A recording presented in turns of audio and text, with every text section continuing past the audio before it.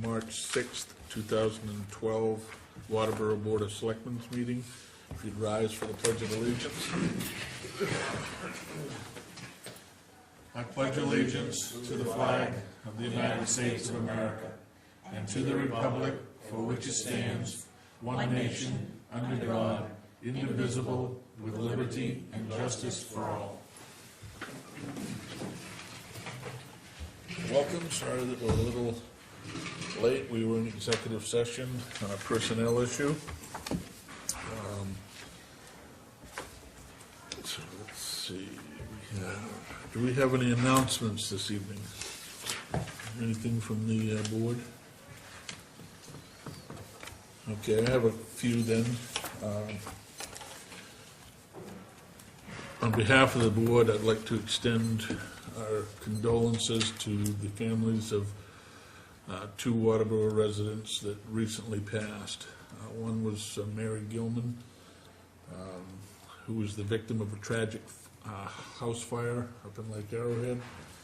And the second one is Everett Joe Whitten, who was born in Waterboro, a longtime resident. He was a member of the different committees in town,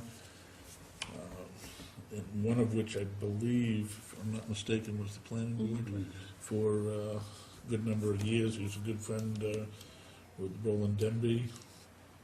So our thoughts and prayers, go out to both of those families during this critical time.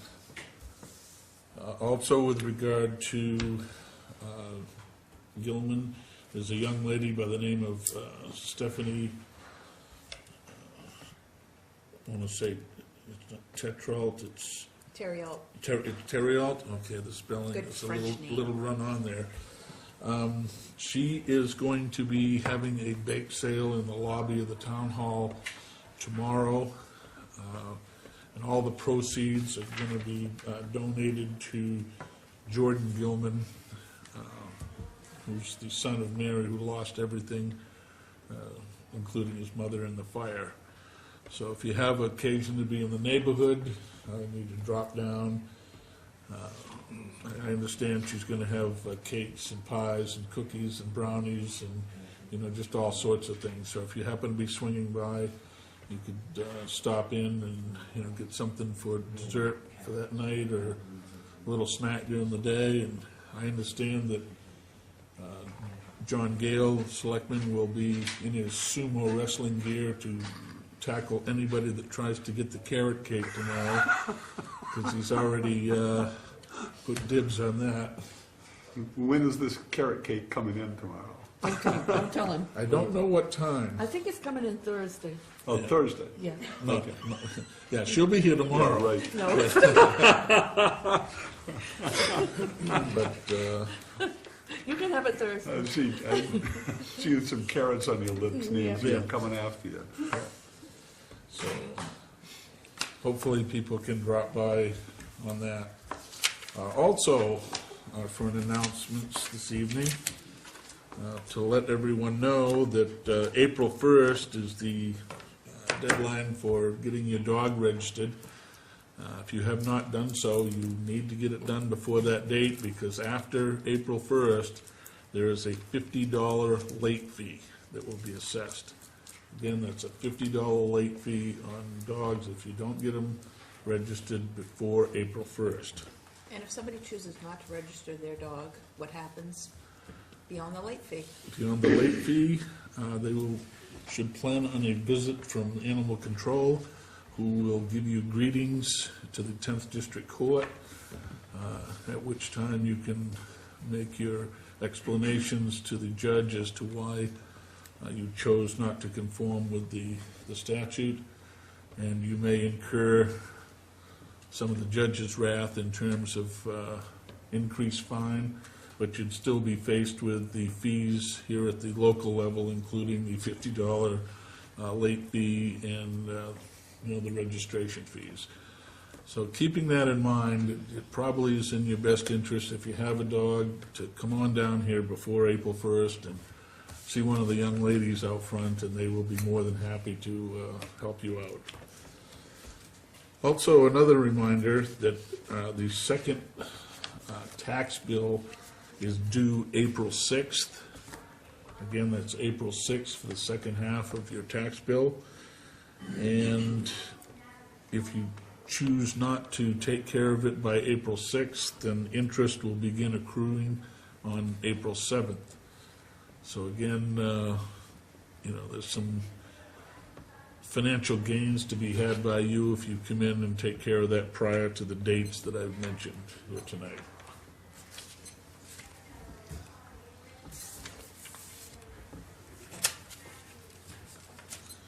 Okay. We have an appointment. We should have Todd Abbott here tonight, but I don't see him in the lobby or anywhere. So we'll dispense with that. Hearing and delegation. Is there anyone here who has business before the board that they'd like to discuss at this time? Okay, seeing none, we'll move on to our correspondence. We have Representative Libby's newsletter and an invitation from the Waterboro area business for a business after hours meeting. And you can find that material online at the town's website, or you can come in and see the administrative assistant to the town administrator or the town administrator, and they will see that that information is made available to you. We'll move on to reports. Selectmen's report. Any selectmen that have anything to report at this time? Just a reminder, if anybody is interested in going to Eco Maine tomorrow between 10 and 1, there is the Eco Excellent Awards get-together. We've got, I think Pat from the committee is going, and at least Ben Walkobe. right from the transfer station. But I think Gordon, you plan on swinging by, right? Hopefully. And I'm going to try to get there. I've got some other things that are interfering with me, but I might be able to get over there for a short period of time. And they are, the transfer station employees are a recipient of the Eco Excellent Award this year, so. Anything from any other member of the board? The road commissioner asked me to pass on to you that currently he is in Augusta, or he may at this time be on his way back. He met today with Senator John Courtney and Representative Aaron Libby in the office of the Department of Transportation Commissioner to discuss some problematic areas that we have in the town, one of which is the Old Alfred Road, which we are scheduled to assume ownership of as of July 1. He's making our position known that there are certain upgrades that we want the state to pursue before we'd be inclined to accept that. Now, whether or not that's something that we can do is, I guess, another question, but certainly he went up there today with photographs and a plan and a cost out of what it would take to refurbish Old Alfred Road, as well as the bridge on the West Road, where there is a problem of it being undermined, the road being undermined, and it's a route that the school buses take daily. I guess some 40 or 50 buses that travel that, so he is making a strong argument for that, along with our elected officials up there. And he did indicate that if he got back in time, that he may drop by this meeting and give us a sort of a mini report on how he made out up there. But I don't know how long the meeting was and what the traffic conditions are for him coming back. So I guess it's a coin toss right at the time. For the time being. Anything else? Okay, town administrator. We received 12 applications for the code enforcement office position. Out of the 12, 4 are currently state certified. And I have sent notices to all of them that we have received their resumes and that we have them on file. So now we need to set up to see how you're going to go about hiring the person and interviewing. And Gordon reported on Doug being up in DOT, and I do have copies of the file that he took up for all the board members, and I made one for road review too. Also too, we've received a copy of the plan that DOT has scheduled at the end of the Old Alfred Road and Route 202. They will be conducting a public hearing. Christine, have they scheduled the time yet? Yes, I want to say it's Wednesday.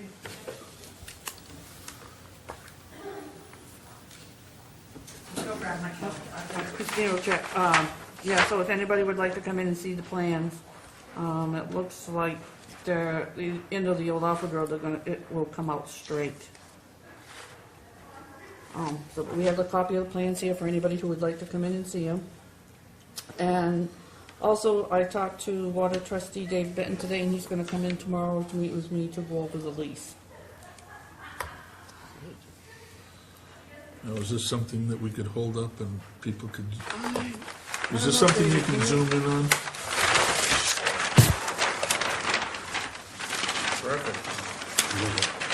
Pretty big. Wood up there? You able to zoom in on that all right, Dave? I was gonna tell them a whole lot. Huh? I said, I don't think they're gonna understand it, so. Oh, I mean, they'll get a view of the intersection anyway, and then if they have more interest, they can drop down and get a closer look at it at Town Hall. Certainly a pretty map. March 21st, 6 p.m. Okay, the public hearing will be March 21st at 6 p.m. Here? Here.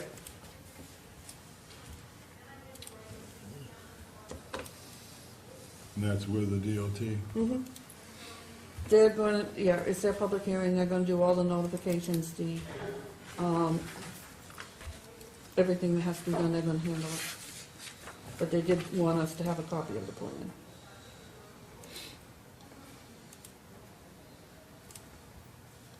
Doug has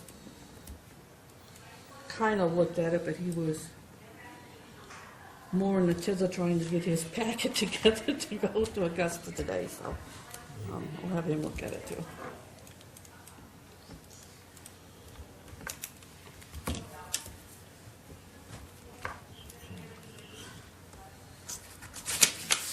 Are you all set? Yes. Okay, we're pleased to have with us tonight Tim Neal from the Planning Board. Thank you. You're welcome. Unfortunately, there aren't any subdivisions or any building applications right now. It's zero, so things are pretty slow. So as a result of that, we're working on some conflicts. One conflict we have in the zoning ordinance about what triggers site plan review. We've talked a lot about that. Years ago, it was 2,000 square feet. It went to 1,000. But over in the zoning ordinance itself, it just says any non-residential building or structure, so we need to clean that up. It's pretty important. And we're looking at 1,000, 2,000, or possibly any commercial business needing a site plan review.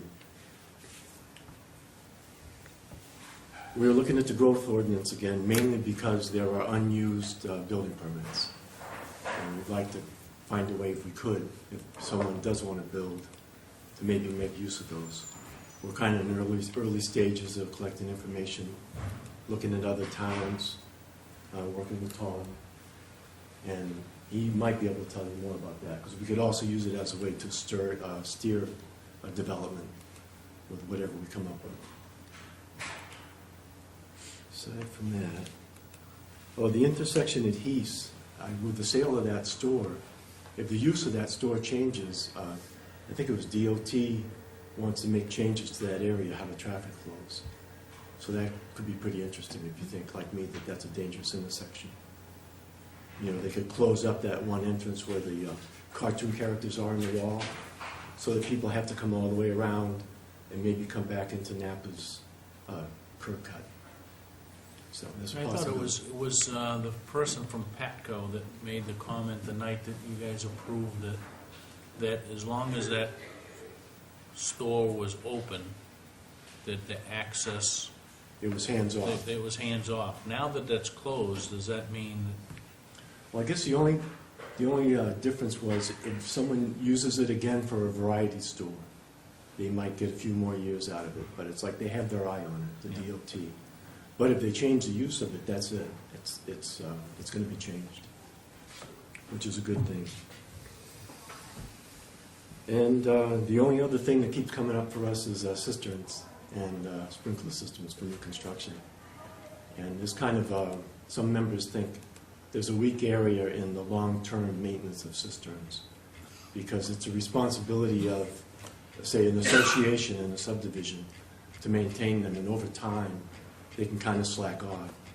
So someday in an emergency, they could hook up to it and it could be dry. So it's almost like a cemetery committee. We need someone who's going to be dedicated to keeping an eye on those. That's in the early stages, too. That's interesting that you talked about that, because the jail is going through a problem right now with the cisterns where there was no maintenance done on them. They were there for 8 years or whatever.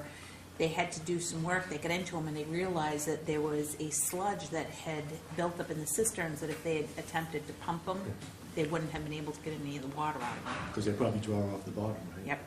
There's that, and they crack, and, you know, on the surface, they look great, and there's nothing in there, so.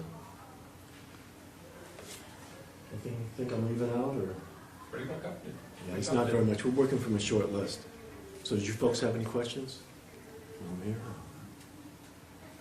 All right, thanks a lot. And I would think, talking about cisterns and maintenance, I mean, we're having them installed for fire protection. So why isn't the fire department at least have a responsibility on an annual basis to go plug in and pump, right?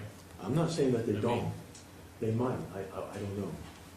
I mean, I It's a mean, gray area right yeah, but I mean, if, like dry hydrants and stuff, they maintain the dry hydrants, they go work them or test them or whatever the case may be on an annual basis, I would presume.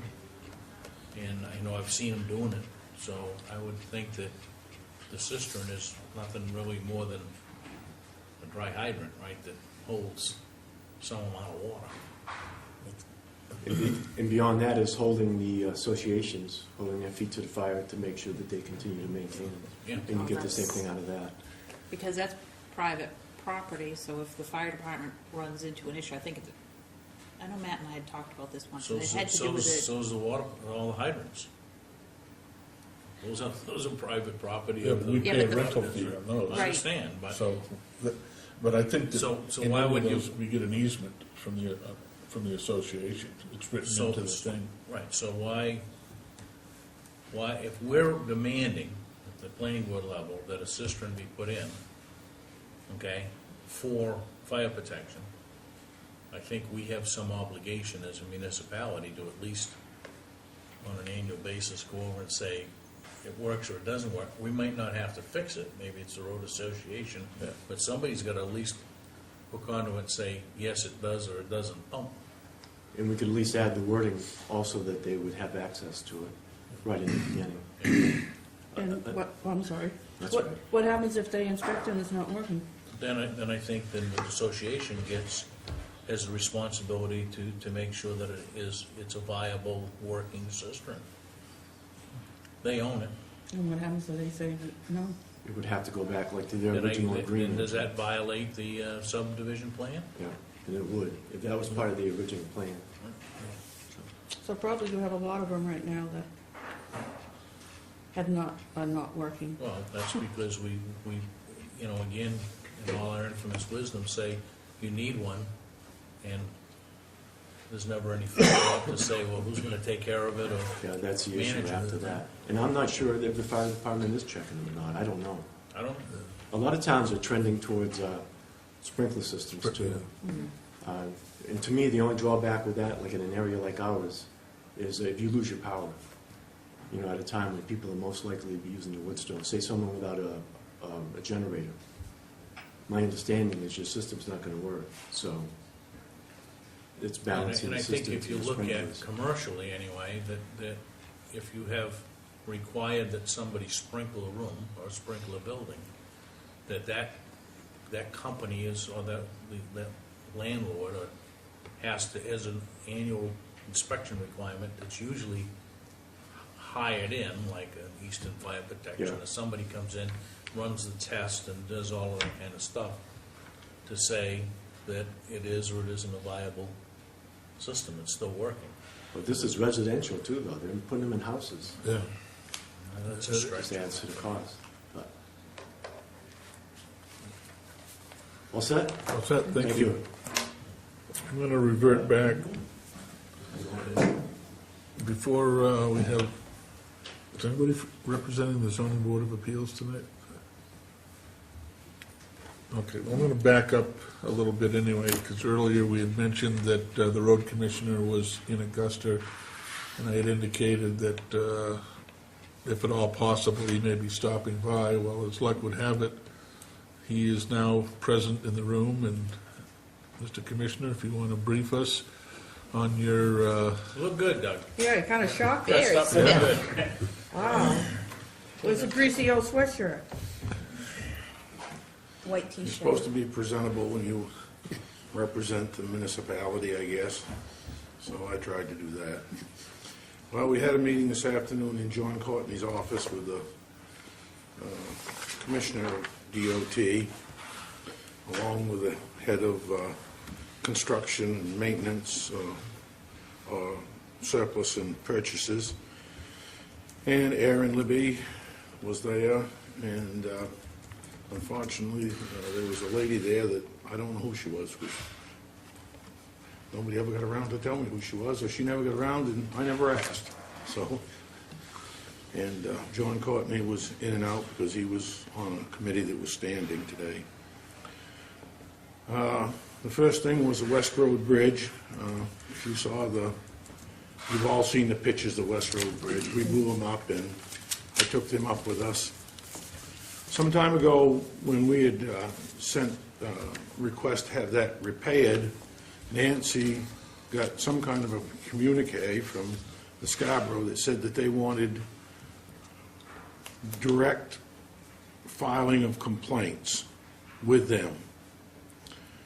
The commissioner would very much like to know where you got that, who requested that. Oh, I can send them the email. Well, he would be very happy to have that, because that goes 180 degrees against everything they want. He said, since he's taken over being commissioner, he has tried to work with the municipalities. He said the local road commissioners are on the road every day. DOT is not on these roads every day. He said, we need a working partnership with you people. And he said, if somebody didn't want to take complaints from the municipality, then he said, we have a serious issue in our department, and I want it corrected. In fact, after you left this morning, I had made copies of that. And I knew, and I looked at my watch, and knew you'd already headed for Augusta, but Well- yeah, I can get them to him. As you can see, I put together a budget and a list of things that I wanted to discuss up there, along with a heading letter to tell the problems and tell what we wanted to discuss. We discussed the West Road. I took all the pictures. He said that under federal law, they have to inspect these bridges every 2 years. That is too narrow to be considered a bridge. It has to have a span under federal law of 20 feet of span and water bank-to-bank width. The state of Maine says 10 feet. 6 to 10 feet is a structure, and under 6 feet is considered a device, or it's not considered a structure. It's not considered a culvert. It's considered something else. He thinks it's stable. I said, if you look at that blown-up picture, you can see where the front tire, especially a 13 or 14-inch tire, could drop right in there and hit that stone abutment, that concrete abutment. I said, do you think that's safe?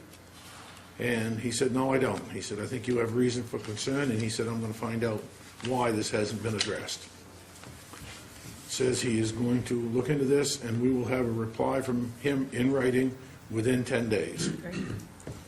So the reply is going to come to me as a road commissioner here at the town office and be copied to Nancy. I asked him to send it to Nancy, and he says, I'm meeting with you, so our policy is we send a response to you. So I said, will you copy Nancy so she can have it direct and she can forward it to you guys? So that's kind of what that looked like. It wasn't rough. He was quite cordial, and the meeting lasted about an hour and 10 minutes, an hour and 15 minutes. We went from there to Chadman's Ridge Road. I guess, I don't know just which order we went in, but they're going to look and see if there's some federal money available to help us pay to do the work on Chadman's Ridge. He said there may be some money available for that. He wasn't sure. They kind of indicated that, you know, they thought that it should be a much simpler process, but he said, we have to go through the same process. He said, I know exactly what you're fighting, and he said, I hate to tell you, but $20,000 or $30,000 to get all the permits is probably not unrealistic. We went to the Hamilton Road and discussed that. He said that bridge should have been inspected, and we should have inspection reports. He's going to look to find out where these reports are and send them to us. Like I said, every bridge should be inspected every 2 years. That bridge there, I showed him the holes by the pitches in the side of the steel girders, and he said that he would find out what the story was on that bridge. There is 50-50 matching funds available through the state on some of these bridge projects if you have to put in a new bridge. So he's going to send the information down on that so that we'll have that information available to us. He's also going to find the last time that that was inspected and send a report. If the bridge is found to be weak, he said the letter is sent to the municipality, who has to take appropriate action by, you know, either limiting the weight or closing the bridge completely. If the town doesn't do that within a short period of time, then the state will send a second letter, and after that, they'll just come in and put barricades up themselves. He said, we've had to do that twice in the last year in towns that didn't fix the bridges that were bad. So that issue looks like it's going to be addressed, and there may be some funds available to help us replace that bridge. What was the last one? Old Alfred Road. Old Alfred Road. Well, they're going to turn the summer and winter maintenance over to us, but not the construction or reconstruction. I put together a budget, as you can see, it's just under $500,000 to fix that road. I spoke on behalf of the town. I hope I interpreted what I gathered from the last meeting was that unless something substantial was done to the road, the town was going to not happily accept the maintenance of the road. Did I interpret that correctly from the board? I said, we don't want it, and if there's any way we don't have to take it, we're not going to take it. Isn't there, I believe there's a state statute that says that the road has to be inspected with a representative of the town and Department of Transportation, that there has to be a agreement on the condition of the road and a sign-off. Well, there's two different, the way he explained it to me, there's two different returns given back or turning over the road. If they're going to turn the road over to the municipality as the municipality's property, which they did on Federal Street and which they did on Clark's Bridge Road, that's one process. But because we went over the 7,500 population number, it goes into a different class where they turn over maintenance, but they retain ownership. They retain the, we take on summer and winter maintenance, but not reconstruction cost. that guy mentioned that here that night. He said if a major reconstruction was done, he's talking about any reconstruction that was done. And, you know, we didn't meet, we were supposed to meet with this guy from Scarborough, but after that meeting that night, he said, well, we might consider doing a skinny mix over that road. And I told him it was unacceptable. So I couldn't see going out there and meeting with these guys, and they'd already made up their mind that all they were gonna do was skinny mix it, because, you know, that's just a Band-Aid on an open wound, that's all it is. There's no use in doing that. He wanted to know where the figures come from. I said the town had sought prices for paving, and I said, I measured it, and everything is figured off the prices that we got for paving and grinding and reconstruction, and I figured the drainage that was necessary. So he's gonna write us a letter on that also. So we've put our point forward. I don't think it was a wasted trip. We should get some information back. I guess we're gonna have to wait and see. John Courtney's assistant told me when I was leaving that if we wasn't satisfied with what we got, to contact them, and they would see what they could do. And Aaron Libby said that he would wait a week, and then he is going to start prodding them about getting the letter to us on a timely basis. So that's how that went. Is there any other questions on that? Appreciate your time, Doug. Seemed like it was, you know, seemed like we might have been worthwhile. I got one other thing. I talked to Nancy about it today. We have a road, and we really need to do something between the board and the planning board, because we have a road in town that they wish to get accepted as a town road.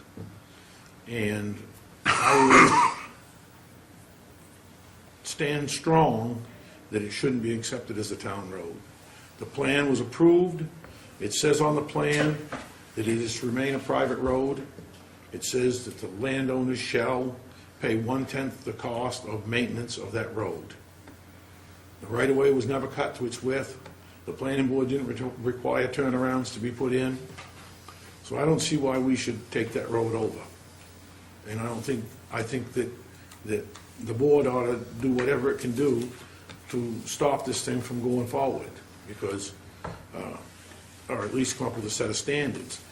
One thing that I see that's lacking in this whole thing is in the, there's no specimen deed that so declares it. It's part of the plan, but the sample deed is not in the package that's on file here. There's no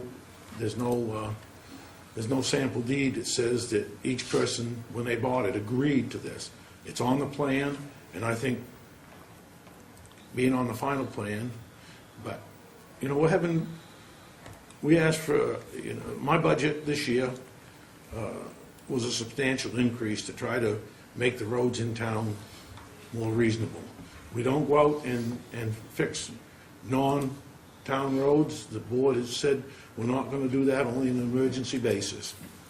So why would we want to take on roads that are not built to our standards, or don't have proper turnarounds, or the trees aren't all cut out of the right-of-way, and have another maintenance issue right off? It just doesn't seem to me like we ought to do that. And if people want these roads to be private, then you know, we should make sure that when the plan is approved, that the sample deeds indicate, so everybody knows they're buying on a private subdivision. So as this thing starts to move forward, I'd like to have the board look carefully at it, because I'm going to speak strongly in opposition to this being accepted as a town road. I would assume at the appropriate time, you can give us the name of that road so we can look at it. Well, I guess we're not supposed to bring up names No, that's why I said at the appropriate time. at the appropriate time, but I think that, I hope that the board is willing to stop this thing before somebody does there's got to be more work done on it according to the plan. It says that the road has to be completed by the time the 8th lot is sold. Well, the 8th lot's been sold, and now the finished coat of pavement needs to be put on, but there is no place to build another turnaround in the subdivision. So, you know, it's creating another mess for, you know, the municipality to deal with. And I don't think that we should, at this time, create more messes. I think we got about enough as it goes. So, just a word to the wise that, you know, we have to be, you know, more cognizant of what's going on. Well, I know the gentleman from the planning board has been diligently writing over there, so I'm sure that Just taking a few notes. copious notes. Yeah, and cisterns are a bad deal. Yeah, because I've always said, who's going to maintain them? They're concrete, they're going to go bad after a while. So, And Derek, we didn't get a chance to look at this, but we got the plan for the end of the Old Alfred Road. yes. And I also, from somewheres, I have no idea where, probably in some paperwork I got from somewheres, we asked that night for a survey of the Old Alfred Road. Well, going through some paperwork, I come across the survey of this whole intersection out here, done by the state. And it's pretty revealing as to what the state owns out here in this intersection.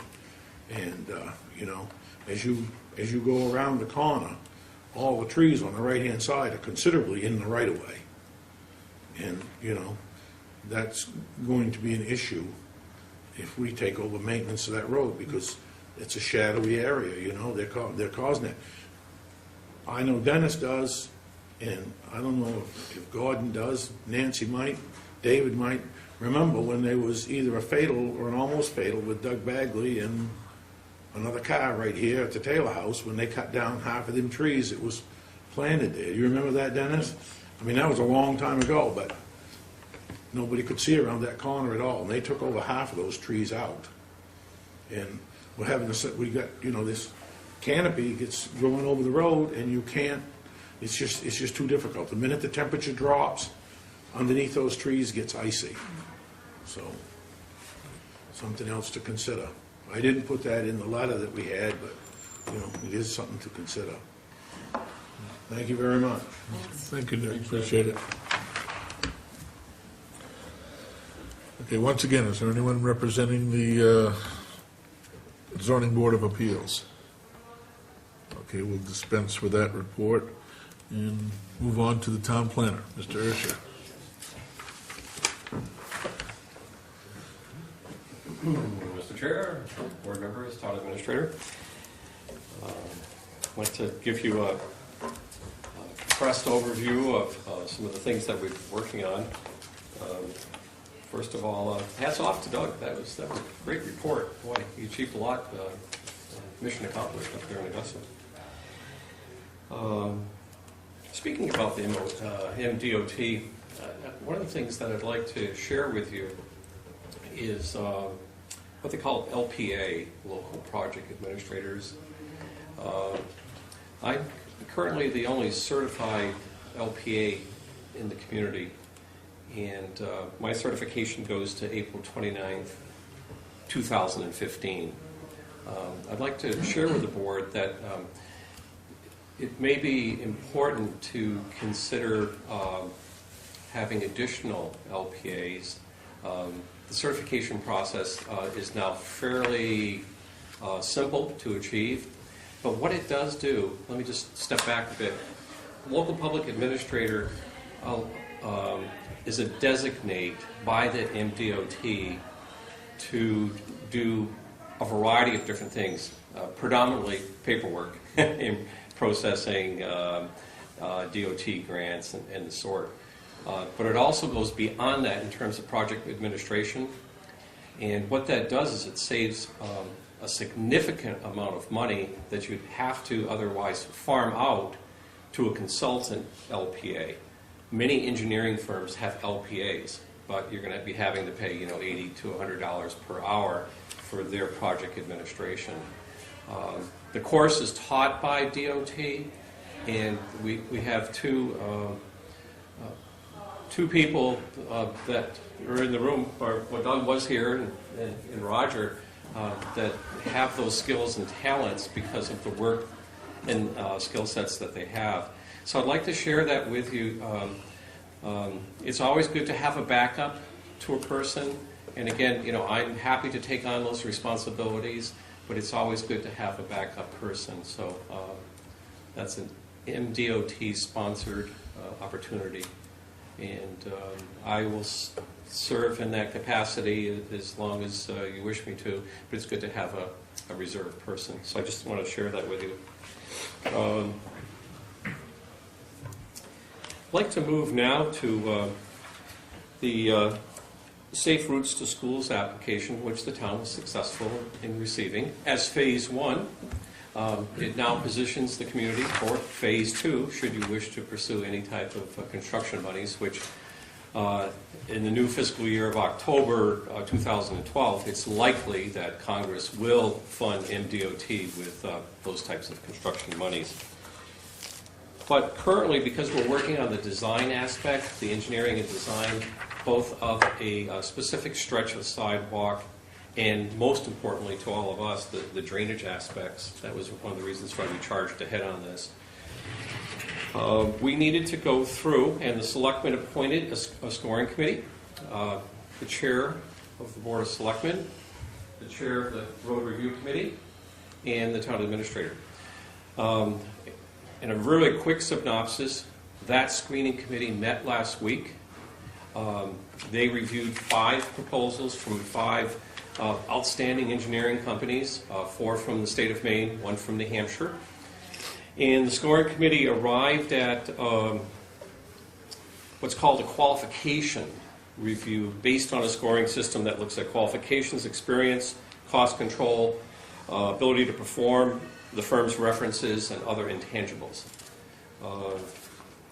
The short and summary of that is that you have before you the work of the scoring committee and the clear and highest point scorer of the 5 engineering firms was Wright Pierce. And so the Board of Selectmen now are in the position to later in the evening formalize that as your chosen firm based on qualifications. Okay? We were allowed to, based on federal circular, to then open up what the cost was of doing the project, and it felt within the parameters of what was necessary or what was being granted. I can now publicly say that was $30,000. It's kind of public knowledge anyways, but we weren't able to, by federal rules, disclose it to the engineering firms. It did come in slightly under that $30,000, but I want to stress that you still have the power to negotiate timing, scheduling, and the sort, okay? So my suggestion to the board and to the town administrator is take advantage of that opportunity because I think in all of the proposals, the scheduling was exorbitantly long. And I think it can be compressed. And the reason we'd want to compress it is the compressing of that time schedule better positions you to get the job done, and 2, if there's an opportunity that you wish to pursue or the town wishes to pursue, you're in the position to do so. And you wouldn't be in the position to do so until these plans have been formalized. So that's one thing that I would suggest. That's something that the Board of Selectmen can negotiate, or the town administrator, or you can designate a person who's knowledgeable in that type of negotiation to be your point person to negotiate your wishes and any other things that might be little finite points in the contract. All contracts always can be tightened up. And I think this one can be tightened up in a couple small points. One is particularly scheduling. John? When you have the high point, are you then obligated to contract with that person? Or can you use, in order to come up with a better price, have a couple people in the mix? Unfortunately, if price is not a criterion, because it's what's called a qualification bid package, Yeah. and you're not allowed to see the So I price. know that, but now that we have it, now that we have the high point, now we're obligated to use that, Correct. use that company. Correct. So now, they know that, right? They will, I have not mentioned this to any of the 5 engineering firms because I felt it was protocol to have the selectmen formalize it first. I have had people call me and asked, and I've had to say to all of them, I can't announce who that person is until our But board if has. they know that they are we're obligated to them, they're not gonna be doing a lot of negotiating, probably. It depends who goes to the negotiation table. There are certain things that are always negotiable, and particularly in these economic times, certain things like scheduling, I believe would be negotiable. Even if you shave off a couple months, this is not a terribly complicated project. It means getting on the job, doing what you got to do. The paperwork part is more overwhelming than the engineering part. And so it's not a huge project to engineer, but there are some complexities to it, like drainage, easements, and surveying, and that type of detailed work. The beauty is it's coming into the perfect time of year. We're coming into spring, and you can mobilize a survey crew and get right out there and do that. So Tom, are you saying that you could negotiate with them to tighten up these problem areas? Serve at the pleasure of the board. If you wish me to negotiate tightening that up, that's what I'll do. And we'll tighten it up. That would be my preference. And this project, Tom, would be, I think you'd have to have some idea what the DOT is gonna do to the Old Alfred Road. To what? Any improvements to the Old Alfred Road. The two that's an important synchrony. Those things have to fit together. I think based on what Doug has said, we'll probably get a pretty clear reading on that, hopefully in the next couple of weeks, probably no longer than a month. And once the engineering firm is notified, there's a lot of paperwork things, meeting with the DOT, that has to be done, which will probably take a month to at least 2 months probably. So I think it'll work out good. I think we should get our feedback vis-a-vis the road commissioner and to the town administrator as to what DOT is doing. And then it's important to stress here that we have Doug and Ryder's involvement to the extent that they're able to participate in the process. Because you notice tonight Doug mentioned he's got a handle on the drainage issues. Through the discovery process of surveying and other detail stuff that may be gathered through the Registry of Deeds, et cetera, we might find some glitches or some opportunities. And so if Doug's at the table, then he can have power of influence on the outcome of some of these drainage issues. Keeping in mind that this is more than a sidewalk design for us. So those would be my 2 suggestions, that we tighten up the schedule, and that we also have as additional appointment Roger and Doug, so that they would be involved through the process. And I think that way it improves communications, and it'll make for a better project. So, any other questions on that? In closing on that part, what I'd like to receive from the board would be your action to proceed ahead with Wright Pierce, because my next federal requirement is to notify in writing the 4 lower scores. That needs to be in writing. And fortunately, there's enough spread there that I wouldn't anticipate that there'll be any appeals of the process. Sometimes when you get them within a point or 2, other firms can appeal. I doubt that's going to happen in this situation. Hopefully not, at least. Any other questions on that? No? Okay. Let's see. Additionally, we're hopefully getting real close. Nancy has been my therapist on closing out this grant with Maine Efficiency Trust. It's coming along, I think, quite smoothly. There's been some extra details that the state hadn't read, I guess, parts of the federal circular, and so we're trying to fulfill those so that both the town and the state look good. We should have project closure on that real soon. We should be receiving the last check, so we can pay Woodward and Kern. They've been gracious enough to allow that entire bill just to sit out there until we receive the money, so there's no cash outlay of town monies. I would expect that should be forthcoming fairly soon, and Nancy's going to let me know as soon as that happens. And that's another great opportunity for us if there's another filling of the pot, if you will, because we're now positioned to enter into retrofit monies.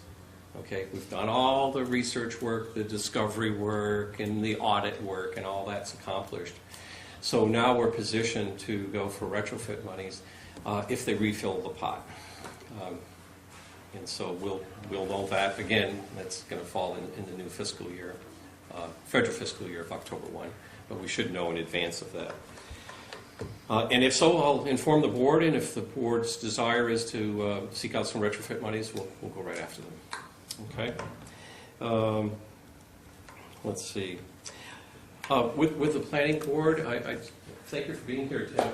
I wanted to share with the Board of Selectmen and Tim on behalf of the board that the planning department is going to work on a expanded and improved communication system with the board.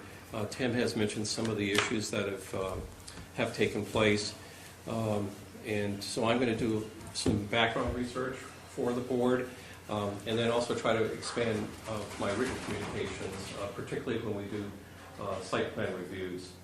On the site plan review, typically it comes into, as one of you on the board has sat for many years on a site plan review committee, it typically happens, all the technicalities of a review happen at the site plan review, and then we report it back to the planning board, and the planning board gives it another thorough going over. We've tried a couple new techniques. I think they're working pretty good. Tim, wanted to let you know that we're going to have some new projects coming in April. One of the things that is forthcoming that we're currently working on is at Waterboro Crossing.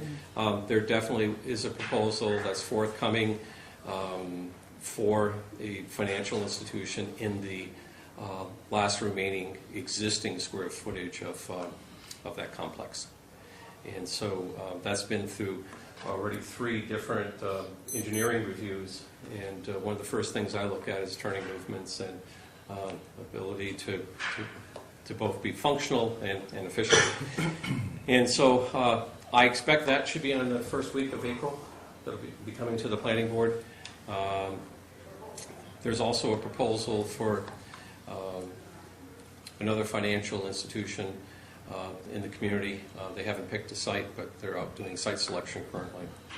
So those are the 2 things that we know are going to happen. I'm sure you've all observed the Napa site is having some of the foundations put in, and the amount of ledge that was blasted out of there. There's been a lot of speculation as to what might happen with the convenience store. I can't bring speculation to you, but I can tell you that there's a real aggressive movement to put a new structure on where the convenience store is. And once I get a strong reading on that or some reality, I'll bring it right to the planning board so we can kind of analyze that. And Tim is accurate. Once the convenience store is demolished, then those 2 other exit points will have to be abandoned. And there's, I believe, something already in the registry of deeds that specifically calls that out. That was one of the state requirements. So you can use it as long as it's a store. It's still a store until it's torn down. Okay? And it's unlikely it'll be retrofitted because the potential users of that site will require a totally different footprint. But I thought John Kamahalis, who was here representing Patco that night at the planning board meeting, said that there was a sunset date. They had, it was one thing if it was continued, all right, but at some point in time, there was a date, like a year out or something, that that entrance was gonna close. I'm not aware of that. I think John did say that in sort of a random way. Yeah, But because he was trying to get an approval. that could be. So where it's currently at is that there is a very active site selection review by a series of different types of institutions that are looking at that corner. It's going to be a good opportunity for the town in that it is going to clean up some of the traffic movements. So that's in the works. Well, it's wonderful to see new businesses coming into town. Yes, it is. We have a lot of financial institutes. Yes. And I know that one of the things that has been talked about frequently in some of the meetings that you had when the EDC was active was looking at, there's a desire to have some type of lodging within the community. And I know that you had joined a site to try and kind of get a feel on some of that. Anything in that direction moving? Currently, where that's out is we've put out a lot of feelers because there's a whole variety of new type of franchises of lodging that are entering the American hospitality industry.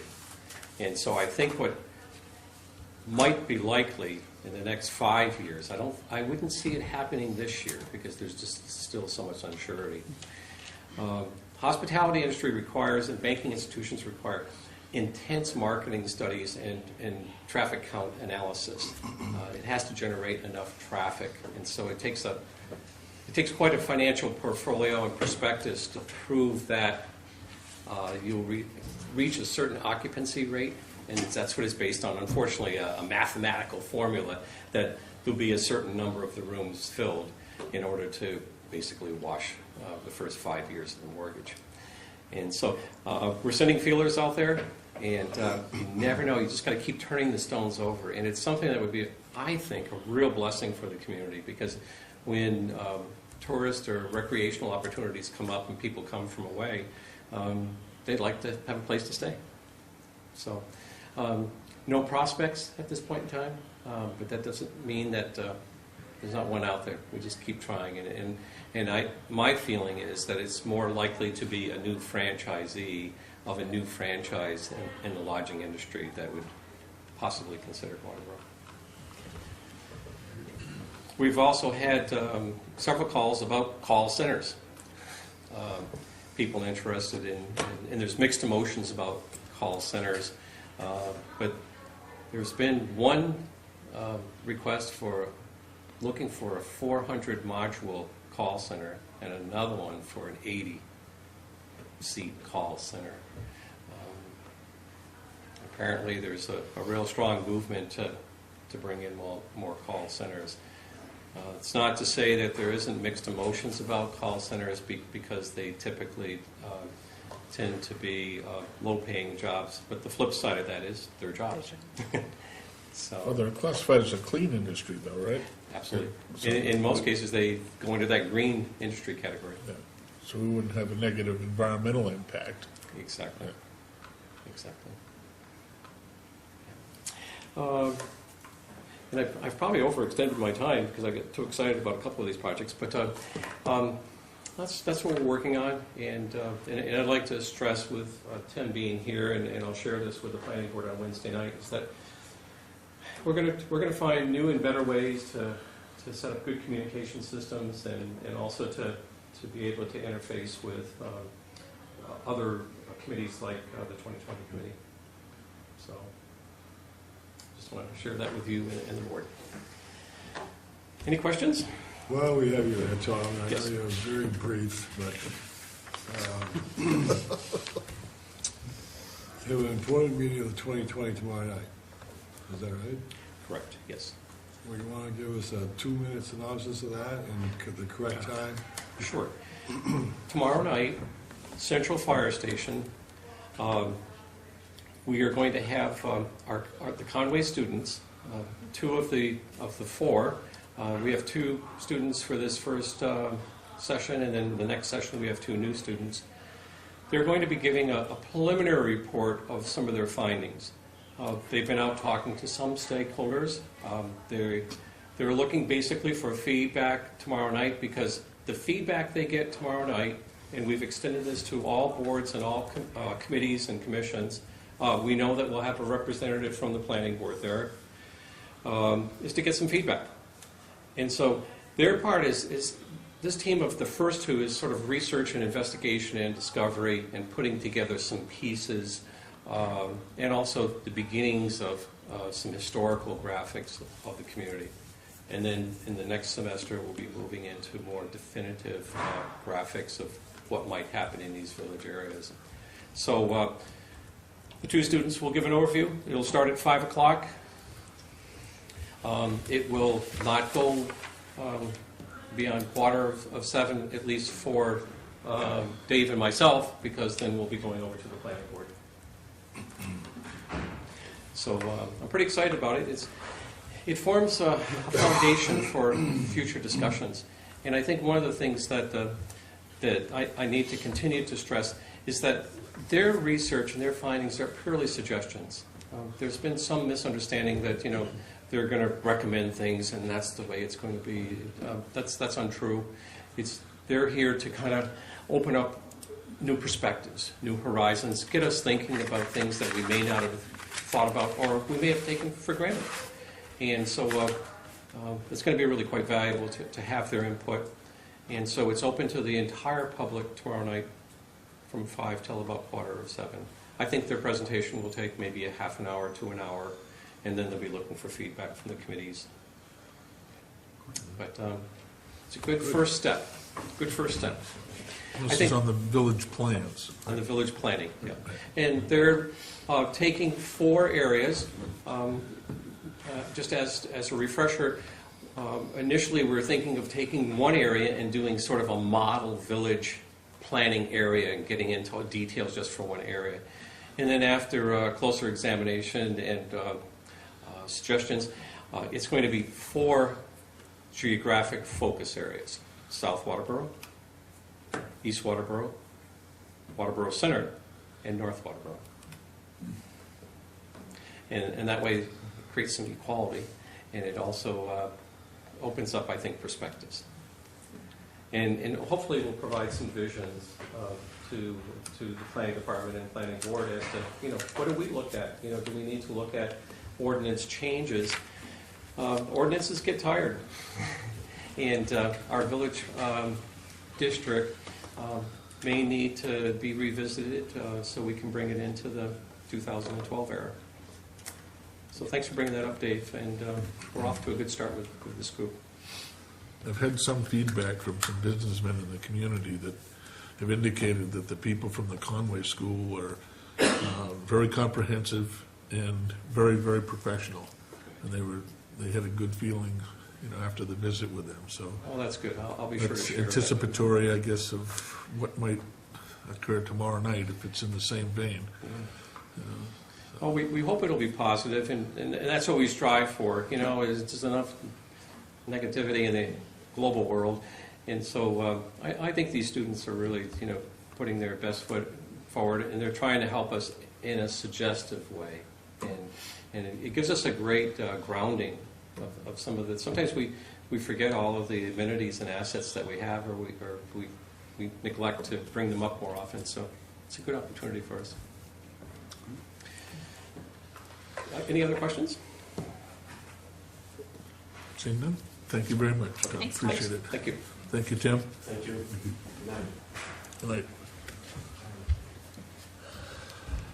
All right. Very quiet there tonight. He told me he was going to be. Okay, new business. Discuss and vote to approve the Assessors Notice to taxpayers. What is the pleasure of the board? Second. Been moved and seconded to approve the Assessors Notice to taxpayers. Is there any discussion? Seeing none, all those in favor? Opposed? The motion's carried. Also known as the Doomsday Notice, The doomsday notice? April 1st. Okay. The second item under new business is discuss and vote to approve the Supplemental Tax Certificate. What is the pleasure of the board?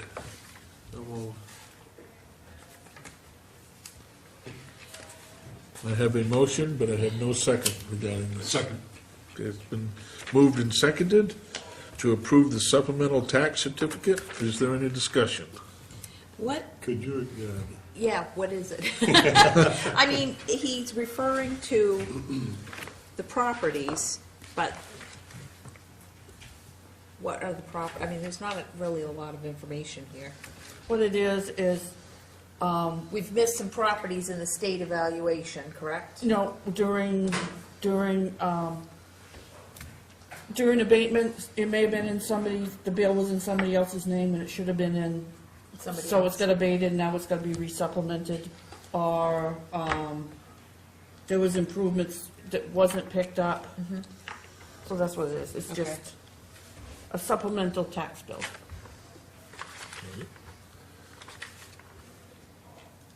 Is that explanation satisfactory for members of the board? Yeah, it said, was either invalid, void, or omitted by mistake from the original invoice and valuation. Maybe if we could just next time get him to at least put what the property is on it. Yeah, I think when he does his reports, I can have him put copies of it in. When he does his report for abatements, he has down to the bottom if it was supplemented or not. That just gives the general ledger account. Yeah, it doesn't say anything about what they are or. But it looks like there's two that cancel out each other and one that's added. Okay, almost up. Is there any further discussion regarding this motion? Seeing none, all those in favor? Opposed? Motion's carried. Item 3, discuss and vote to approve the scoring committee's selection for engineering design services on a specific portion of Old Alfred Road for Maine Department of Transportation project number 19396.00. What is the pleasure of the board? So moved. second, It's been moved and seconded to approve the scoring committee's selection for engineering design services. Is there any discussion? I think that for just a point of for clarification, to get it in the record, that the 5 firms were Woodard and Curran, Wright Pierce, Goral Palmer, CMA Engineers, and Sebago Techniques.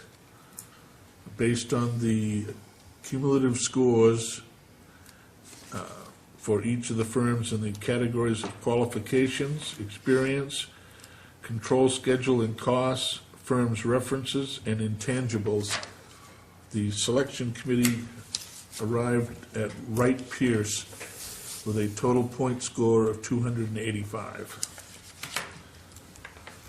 So, any further discussion? Seeing none, all those in favor? Opposed? Motion's carried. Item 4, discuss and vote to approve the letter of decision regarding the February 28th, 2012 property tax abatement vote. So moved. Second. It's been moved and seconded to approve the letter of decision regarding the property tax abatement vote. And to enter in the record, this was based on an application for abatement of property taxes involving the families of Heacock and Piper. Is there any discussion? I assume that the town attorney has a nod on this, that it fulfills the obligation that was sent back down from the court. I'm not aware of that.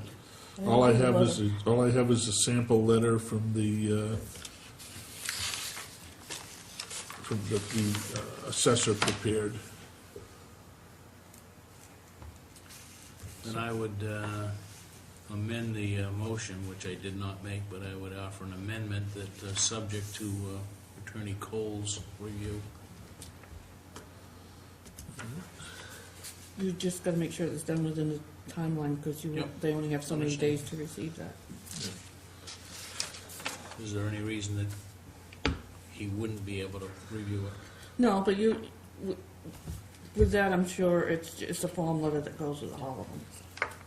And this is because I had asked Jerry last week when the motions were made if that was gonna suffice for court purposes. And I think Jerry was pretty instrumental in making sure that the language was correct. He'd given us It's something. fine, Jerry's not a lawyer. Yeah. Yeah, he's So, not the at one who least- will have to argue it, yeah. So I'm good with it as long as Ken is good with it. So I guess I need to take a vote on the amendment first and then the motion. I would amend my motion to include after review of And my I will- attorney Cole. And I will withdraw my second and second her amendment, Okay. her change. Has it been sent out? No, okay. No, there's a copy for you to sign, Gordon, so don't sign it. Well, I'm not going to sign Until it. after. Yeah, until after legal review. Okay, is there any further discussion? Actually, is there any discussion on the present motion as amended? Okay, seeing none, all those in favor? Opposed? Motion's carried. I don't have any old business listed for this evening. The Chair will entertain a motion to accept the warrants for bills and payroll. So, Second. It's been moved and seconded to accept the warrants for bills and payroll. All those in favor? Opposed? Motion's carried. Pending decisions are public service announcements. How's that one that you were working on, John? How's that coming? The public service announcement with the,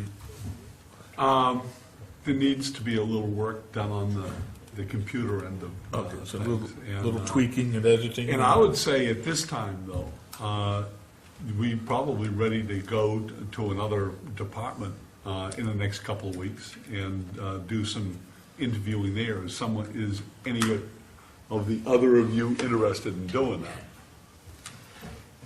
I would take on roads. So I want to talk with David, but he needs to do a little bit of work on part of the interview, and may need to do a voiceover in a couple places where it's the microphone was not close to the person who was talking, so you need to say he said such and such. So a little bit of work to be done So on we're that. going But I to have think foreign it's, you know, subtitles on these. I mean, what would be nice is to see one that's done so that we kind of stay consistent throughout all of them before we start moving on to the next one. yeah. I mean, So that there's a nice flow to it. I have not seen it, but Dave said that the first part of it, the first part of the interviews where the sound was good, but it was a little dark. So he might be able to lighten that up via the computer. And then the last one, interviewing a person, he was very active in the interview, and it was hard to get the microphone right in his face. So missed some of the things that he said, but might be able to work that over by my interpreting what he had said. Doing a narration type thing. Yeah, yeah. So that needs to be done. So Dave, I don't know how, you know, again, anytime you want to set a couple of hours, you know, I'll be happy to sit down with you and go through it. Probably sometime next week at this point. Okay, great. It's best not on Monday, well, we can work that out. But I think, again, I agree, if we can get that and you take a look at that and say, okay, now, what's the next step? I think it'd be fairly easy to do town hall here.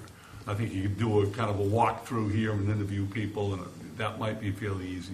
The transfer station might be a little more difficult. You're outdoors, and you may want to dramatize things by bringing a pickup truck full of goods and and go through where you place different things and how they're stored and things like that, so. A little trash talk and stuff.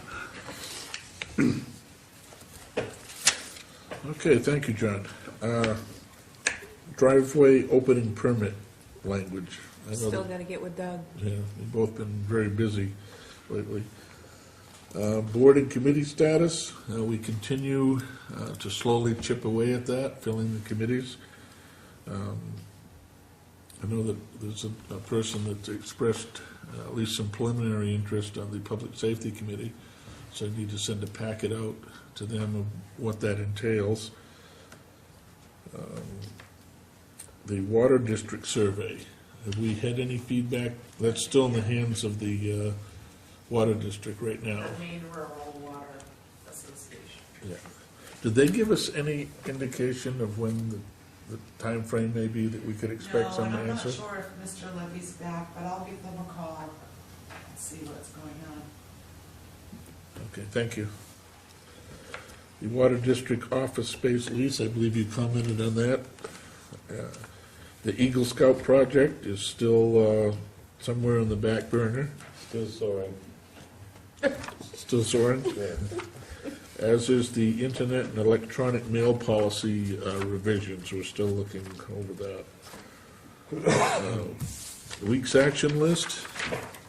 We need to, I guess, get this draft to the town attorney on this letter regarding the assessing of the abatement. That needs to take place. We need to send letters, or have the town planner send letters to the bidding engineering firms as to the outcome, and the acceptance letter to Wright Pierce. Did anybody think of anything else that needs to be on this week's action list? When is the special town meeting? Wednesday night of next week? It's on March Next Tuesday. 13th. Tuesday night. So, yeah, it'd be a Next Tuesday night. Next Tuesday night. Would it be beneficial to the public to read that tonight and explain some things or not? I know it's been posted, but, You need to read the articles? yeah, We put it in the Smart Shopper too, all the articles. yeah. Do we have a copy of those handy? I mean, it's been posted, we've had meeting discussions It's about on it. it's on the website, Yep. I believe. Well, I think It's- a lot of times people read those things and they don't necessarily understand the wording or the intent. And when it says come out of surplus, they may not pick up it. It's just being transferred from one account to another. You know, it's not like we're taking money out of surplus to pay for something. It's we're transferring the money rather than dipping into the surplus funds. I don't know, you know, I'm not sure, but. But we have to have 25 people here next week Right. at the meeting at 6. Right, we were doing it at 6, not 7, right? Right. We're gonna have a very, my understanding, we're gonna have a very, very brief business meeting and then go right into the town meeting. Town meeting is Town supposed meeting to is scheduled for start at 7. For 6. 6? Okay, well, then Is it it'll set be, for 6 or 7? 6, I believe. No, we said 7. We would conduct our meeting. Oh, she's gonna, she'll have to, she's gonna have to get a copy of it. it's probably a good thing that did bring it up there, Dave. Get these clarified so that, in the meantime, while she's looking for that, I'll run through the reminders. Are we just, because I got an email about it, are we, after our meeting is concluded, discussing CIP tonight? We're supposed to go into a budget workshop after our meeting, is that for CIP? That was my understanding. Okay, so yes, Diane, CIP. Special town meeting is listed as 6 PM. Yeah, and Diane, if you're listening, bring cheese and crackers with you. Cough syrup, Kleenex. Given that that's a yes. Could we expedite this meeting? Yes. Back to the reminders. Wednesday, March 7th at 6 PM. Five. Tom just had said 5. Okay, we have an error here. I'm going to back up. Wednesday, March 7th at 5 PM, the 2020 Master Planning Committee will meet at Central Station, where there will be a presentation by the Conway School of Design on villages within the town of Waterboro. Wednesday, March 7th at 7 PM, the Planning Board will meet in the Town Hall. Thursday, March 8th at 6:30 PM, Old Home Days Committee will meet in the Old Town Hall. Thursday, March 8th at 7 PM, the Finance Committee will meet in the Old Town Hall. Could be a lot going on in the Old Town Hall.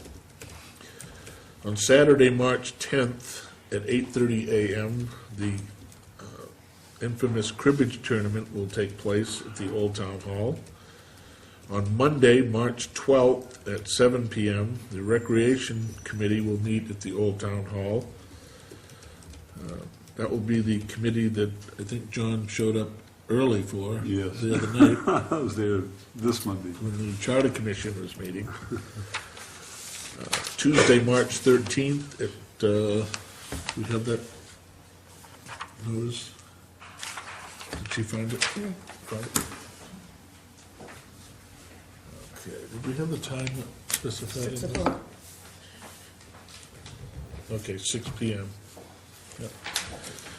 So March 13th at 6 PM, a special town meeting followed by the Selectmen's meeting will take place at the Town Hall.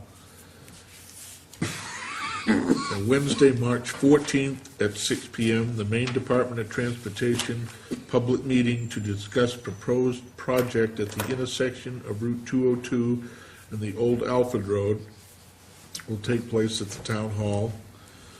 On Monday, March 19th at 6:30 PM, the 12-town group will meet in the Town Hall. On Monday, March 19th at 7 PM, the Charter Review Commission will meet in the Old Town Hall.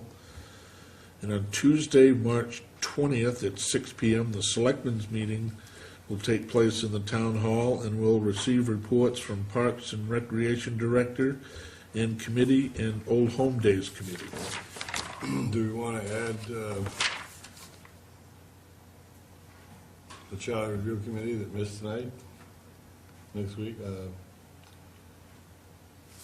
Our appointment that didn't show tonight. Yeah, we'll add that on to, I don't know that we'd want to do it next week if we've got, no, we don't want to, no.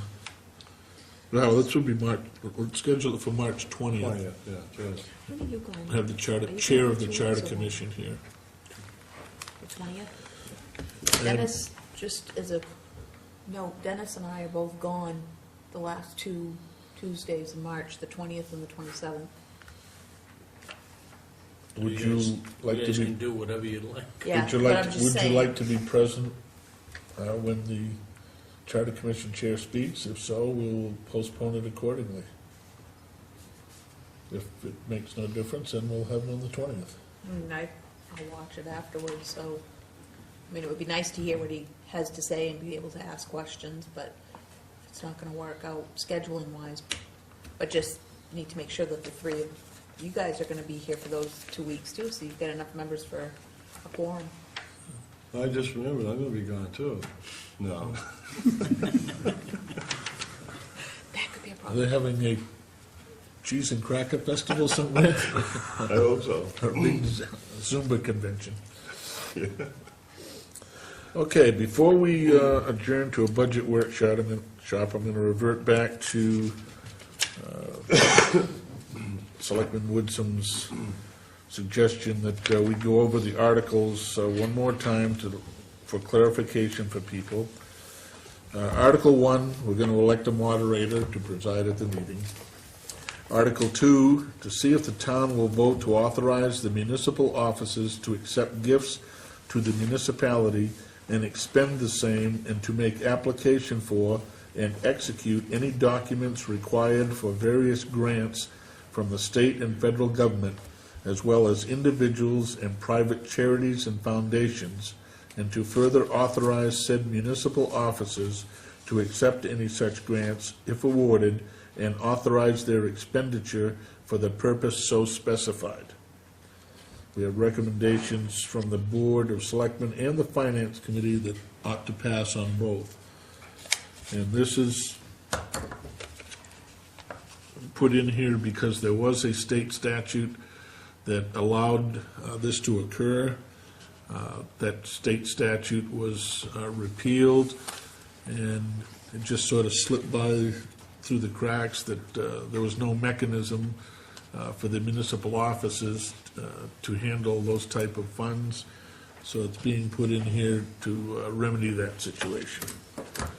Article 3 is to see if the town will appropriate $20,175.45 from surplus for storm damage roads from FEMA funds received during the fiscal year 2010 and lapsed into surplus on June 30th.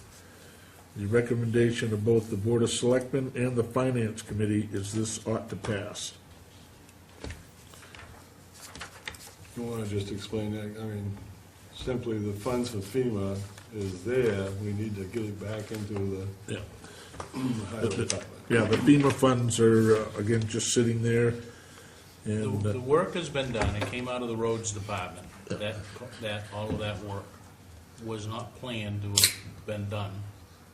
It was done based on the fact that the FEMA money has now come in to support that, so that FEMA money has to be moved out of surplus into the road department.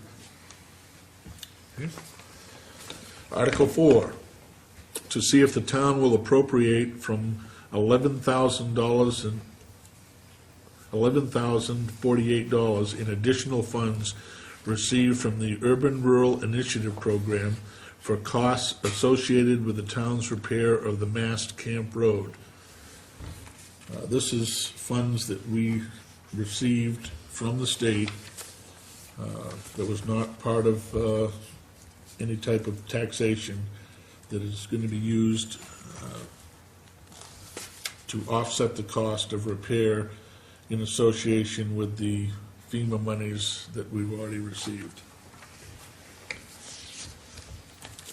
As a note on that, at the June 2011 town meeting, $70,000 was appropriated from Europe for use on the town roads this fiscal year. We will receive an additional $11,048 from Europe this fiscal year, and the request, if appropriated, to be applied to the Mass Camp Road bridge repairs. The repairs associated with the Mass Camp Road are being covered by $20,710 from FEMA, $4,035.09 from the state of Maine, with a balance being covered by the town. The use of these additional funds will cover the town's share of this project. Both the Board of Selectmen and the Finance Committee recommends ought to pass. Article 5, to see if the town will appropriate from surplus $20,710 for emergency repair expenses completed on Derigo Drive. This was a bridge repair because the road was undermined, and we actually had a child riding a bicycle fall through a hole up there. So that had to be remedied, as it says here, in an emergency very quickly. And that money will be appropriated from surplus. Article 6, to see if the town will appropriate $25,000 from cable TV franchise fees for upgrades to equipment for the purpose of broadcasting on the local cable government channel. The cable company contract allows fees received to be used solely for the purpose of expenditures pertaining to town equipment required for broadcasting through Saco River Television Station. This is not monies that are appropriated through taxation. This is monies that we receive from the cable franchise, and as part of the contract, there is only specific uses for that money. It cannot be used for anything else. But again, it's sitting there at this time.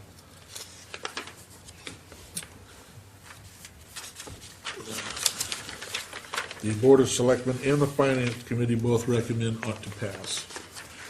Article 7, to see if the town will appropriate $1,500 from surplus for the purchase of printers used for the motor vehicle registrations. Both the Board of Selectmen and the Finance Committee recommend ought to pass. Article 8, to see if the town will appropriate $27,337.11 from surplus for insurance funds received for repair to the ladder truck. Note, the insurance funds were received prior to June 30th, 2010, and the actual repair invoice was not received until after July 1, 2011. So all we're seeking in that is to be able to use the insurance money to pay the bill for the repairs that we had done. And because it involved two separate fiscal years, it kind of put us in a little financial quandary there in terms of accounting. So we just need authorization to do that. The Board of Selectmen and the Finance Committee both recommend ought to pass. Article 9, to see if the town will appropriate $20,000 from surplus for fire department per diem for this fiscal year. The Board of Selectmen recommends a majority of board ought to pass, and the Finance Committee recommends a majority of committee ought not to pass.